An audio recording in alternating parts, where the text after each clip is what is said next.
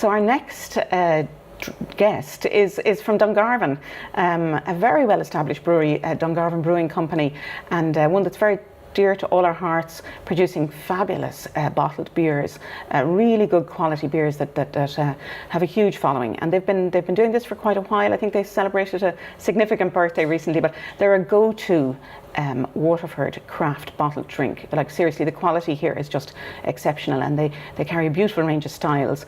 But one that is particularly close to my heart is their stout, their Blackrock stout. And of course, coming from Waterford, the home of the large bottle, and all the heritage that goes with that, it's great that this is really go-to stout, I think, regardless of where you are in Waterford, Ireland or beyond. And it travels well. I can promise you it travels well. I've done it and it sells very well. So the person who can best tell us about this is Claire Dalton. Claire Dalton from Dungarvan Brewing Company. You're very welcome. Thank you, Julie. Great to have you here, Claire. Great to be here, yeah. Good. Well, tell us, how did all this start?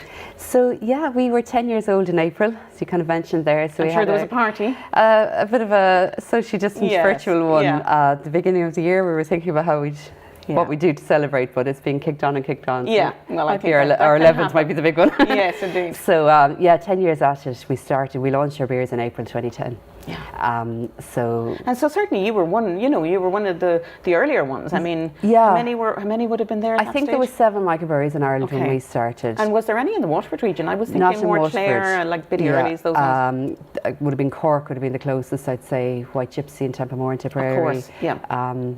They were leading sort of who was on the a go. lot of them. So that was lovely. So you were very early, and it's yourself and your brother Cormac. Yeah, so Cormac is the brewer, so he takes care of that side of things. Yeah. And himself, Cormac and his wife, and myself and my husband, the 4 of us got our heads together and started off. Cormac had been home brewing for a good number of years, and we were drinking his beers and saying, wouldn't it be great? There wasn't a great choice, I suppose, in the market at the time. Absolutely. Although it was coming in the off-license side, but more But it was still being viewed with a little bit of circumspectly, kind of, wasn't it? People were still a bit slow to it. Yeah, it was certainly a niche, I would say that. And but I suppose we could see the trend that was happening in other countries and the way things were going, and the way we're a little behind in Ireland. Versus, let's say, if you go to the States, it's such a huge thing, but they're maybe 15, 20 years ahead of us there. So we could see what was happening in other places, and we felt it was going to come. And then it was also going back to the tradition of there would have been a brewery in Dungarvan, as most towns would have had.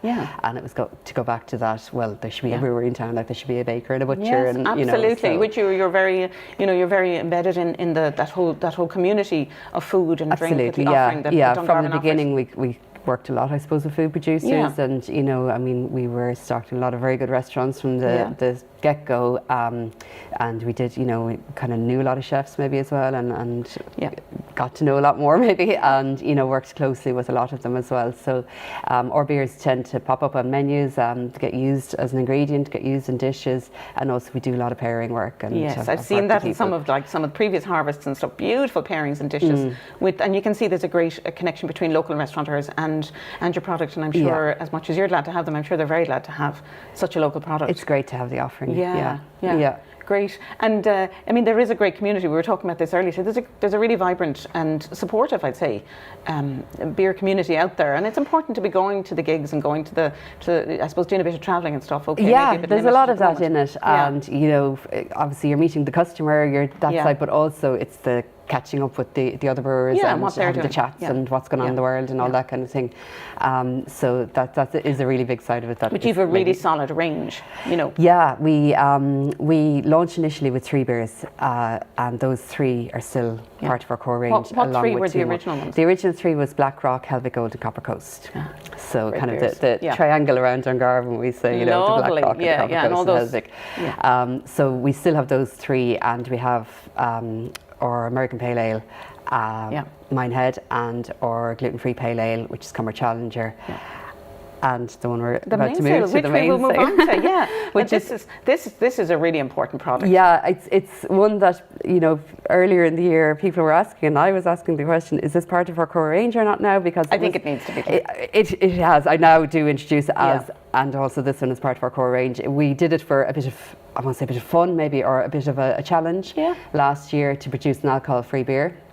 It was the first one from a craft brewery in Ireland. And eagerly anticipated. You know, I mean, so I think we was just doing it for the summer, just try out, and we've just continuously brewed it since because we've continuously had people asking for it. Yeah. So yeah, I think at this stage it does need to be sort of rebadged a little bit. I think it's still only the only. Well, I know there are one or two others, but I think it's the only bottled one. I think it's the only one in bottles that we certainly that we sell. Yeah. I mean, one or two of the other brewers have brought one in, but I think there's an occasion for drinking a bottle of craft beer. And I think having a low alcohol content is one of those occasions. I certainly, it's my go-to if I'm driving or if I'm out and just want to take a break for the night, and like it's just really interesting. Yeah, well, we wanted to make a full flavoured. You know, there's obviously a bit of a challenge in that you are brewing. A low strength, you're starting with lesser amount of grain. You know, it is going to be lower in body. But so that was the whole challenge. It was the one actually, I think, that we've done the most trial batches. I would imagine so. Yeah. I mean, if it was easy, everyone would be doing it. You know, so I don't think anyone. It's the same with wine. I mean, it's taken some of the greatest producers a long time to come up with and there's really nowhere to hide when you've got so little to hide behind. There is a significant hole where the alcohol was. If you don't find something to fill that in some way, whether it's texture or mouthfeel or something. And like, so what we did want was a good hoppy, you know, full flavoured, nice bit of body. Let's have a taste. Yeah, stop talking about it. So this one is called Mainsail. So Mainsail we call this, yeah. And great. For you first. So, ingredients wise and stuff, what's in here that kind of helps it to be, you know, to helps to compensate for that alcohol. So there's a good mixture of grains in it actually. I think they're on the bottle. I should have learned them off.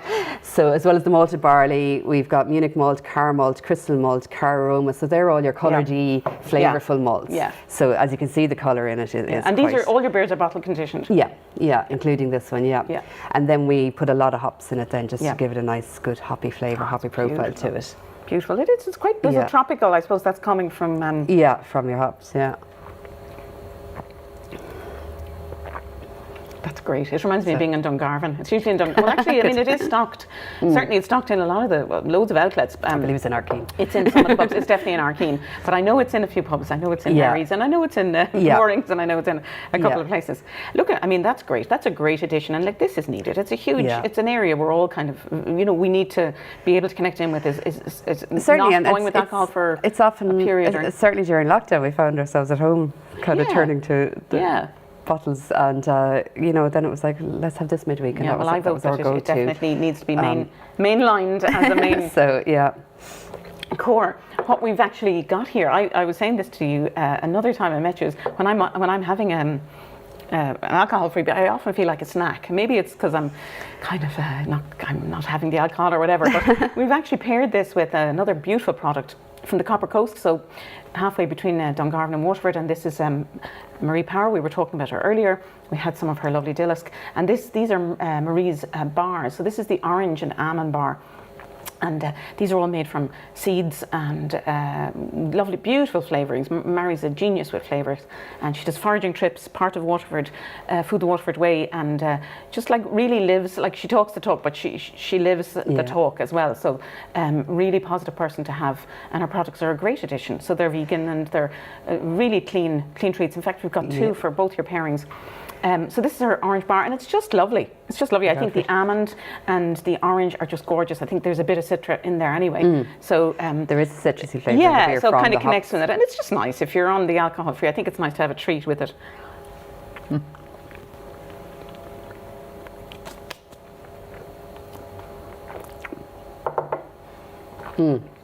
That does work really well. It does, and actually they're brings through naturally more a dry bar. from the beer. Lovely combination. And the nuttiness is coming through, which I think adds even body as well. Sorry, I know they're drawing. Putting both together brought out more flavours. I hope everyone else is at home chewing on something, so we're not alone. Well, look, well done. Like that's, I mean, I think the craft sector is really known for innovation, but I think being the first out there with an Irish craft. Low alcohol or zero alcohol. It's basically anything under 0.5. Yeah, so this is a 0.4%. So under 0.5, your class is alcohol free. So there is trace in it, but but I mean there is in orange your body juice. processes it at that rate so quickly that your body doesn't absorb it. Well done, Claire. And our next and final drink from yourself is the Dungarvan Black Rock Stout, which I think is just such a beautiful bottle. I'm very fond of it. It's one of my favourites, actually, as I said, of a big fondness for bottled stout. And in fact, this has come in for high praise. Yeah, this was, as I said, one of the original lineup. And I think it's one that Cormac basically spent years while he was home brewing, developing. He was always honing his stout or developing his stout. So I think it's kind of his baby, really. Well, you couldn't not have had a good stout on. I mean, you couldn't, it wouldn't have. These are not chilled down, so they're going to. Oh, off the shelf, I think that would be the... So we did enter this into a competition in our first year, and it won at the International Brewing Industry International Awards. It won a bronze, so that was sort of, yay, we've made it kind of moment, brilliant. You know. Yeah, because stout is huge. I mean, and I mean, I think people who come to craft, like if you're coming from a Pilsner or a lager background, you know, you'll tend to go towards the pale ales. But if you're coming from a stout or a kind of an ale background, you know, you're going to want to go there when you get into craft. And stout in itself is actually quite a broad category. And even in the craft, there's so many new innovations coming in stout. But Irish stout is a category in itself. It's a subcategory of stout. And this would be classed as a classic Irish stout. So you've got that dry, roasty, not too bitter kind of flavour to it. There's also a nice kind of vanilla flavour that comes through on this. Yeah, and you can get a bit of caramel in.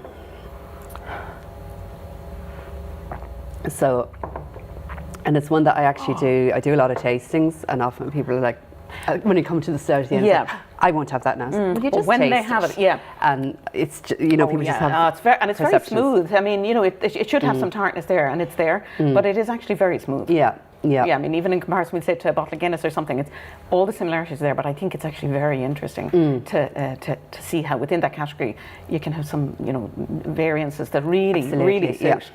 Yeah. Beautiful. What percentage is on that, Claire? It's 4.3. Yeah, so quite average. Yeah, a lovely sipper. And actually, we have a really nice. I mean, chocolate is often stout. You'll often get notes of chocolate and stuff. So we had to pair it with some chocolate. I'm not sure if we've had any yet. So these are amazing. Great. Another Dungarvan company, Yvonne and Brian, lovely Dunmore. I'm saying I'm the wrong part of the county. Dungarvan couple, publicans themselves, who kind of veered away from the publican business, young family, went and did some training in Ballymaloe, and I think we're very involved in Ballymaloe. I think they were, you know, running the stall and teaching up there, Yvonne herself, and they've come up with this absolutely brilliant product. Their range of Nutrilicious being the company. They're full of energy. It's all about the product. It's all about the ingredients, the quality, and the clean treat nature of it. And obviously, there's a big market for this. Everyone's looking for clean treats, you know, healthier lifestyle and all that. And people want something that's got high protein and, you know, is not just loading on calories and sugar for no good reason. So these are great. They're brilliant for lunch boxes, for for school lunch boxes and all sorts of things. Or just with a coffee at 11. That's what I tend to have when I'm having my coffee. I think I love these for a little. They're brilliant. Kids love them. Bowl of sweetness kind of. Yeah, absolutely. But I think they'll particularly hit the sweet spot. Really nice here. So. But chocolate and stout is a bit of a classic, so and sometimes people are surprised to hear that. But like, as you said, it does. You do often get the chocolatey. Yeah, it's like wine. You'll get chocolatey notes in there as well. And so go for it. And this is my favourite. They do a beautiful coconut one as well. It's fabulous. But this is gorgeous. You've got dates and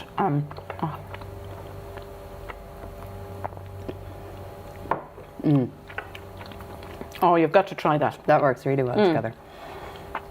That is so good. And look at that beautiful head it holds. I know, as I said, I was publican's daughter, and it was all about the large bottle and the pint glass. So I'll just have to get a pint glass, although I wouldn't mind slipping a few of these too home here. They're beautiful. Well, look, Claire, every success, and keep on doing what you're doing. And thank you. It's great. I mean, it's brilliant for us who are selling these products to know that these products will travel, because obviously, you know, great interest from abroad. A lot of these stuff are now traveling all over the place, and they travel well, and we get great feedback. Particularly now, your Black Rock Stout is probably a really good one. Yeah. You know, it's a go-to. Yeah, I think for this time of year as well now. Definitely, winter's coming. I love winter. Once the dark evenings come, the stout comes out. Great. I think so. Good, and the chocolate. Oh yeah. Great. Well, look, so much interesting stuff there to explore, and hope you've enjoyed it. It's been really fun meeting the makers and. Food and drink. I do sell a lot of wine, so I deflect to wine all the time. But I hope you've enjoyed the evening. It's been really pleasant meeting everyone. And just to remind you, these products are actually available in a pack from Arkeen, either at arkeen.com online and or you can come into the shop and buy one of them or all of them. And all the products are available as well in various locations, but certainly, you know, try them out. And if you come up with some of your own suggestions, even better. Thanks very much for joining us. And look, from everyone here, it's been a lot of fun. And from Food the Waterford Way, well, this is it. Enjoy.